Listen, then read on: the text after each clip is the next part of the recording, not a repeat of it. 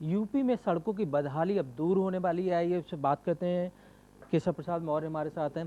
Sir, जिस तरह से चाहे हम जो कल मुलाकात हुई खास करके गडकरी जी से, कई काफ़ी कुछ सैंक्शन हुआ, या ओवर ब्रिज की बात करें जो आपने रेल मंत्रालय मुलाकात की।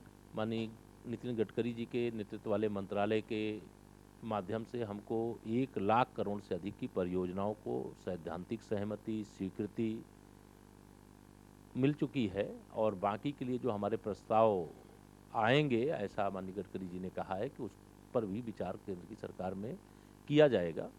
और लगभग 73 हमारे जो राज्य मार्ग थे उनको राष्ट्रीय राजमार्ग बनाने की दृष्टि से हमने प्रस्ताव दिया था।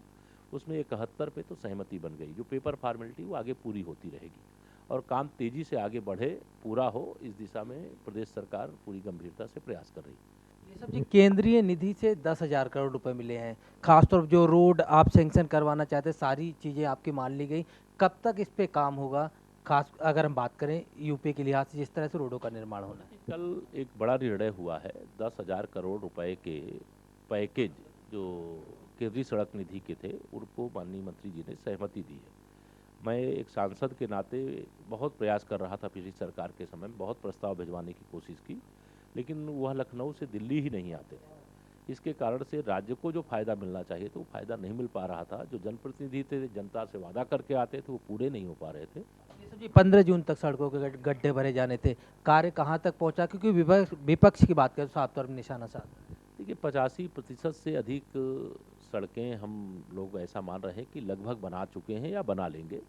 10-5% अगर कहीं कोई कमी रह जाएगी तो उसको भी आगे बनाते रहने का काम करेंगे। लेकिन मैं समझता हूं कि 15 वर्षों में सपा बसपा की सरकारों में जितने गड्ढे बनाए गए, उसे 100 दिन में आदरणीय योगी जी की अगुवाई की सरकार ने और हमारे मंत्रालय ने, अन्य विभागों ने भरने का काम जिस तेज़ी से किया है, वह निश्चित तौर से जो भी इस काम में लगे हुए अधिकारी, मैं उनको भी उत्साहित करना चाहूँगा, बधाई देना चाहूँगा कि उन्होंने अच्छा प्रयास किया है।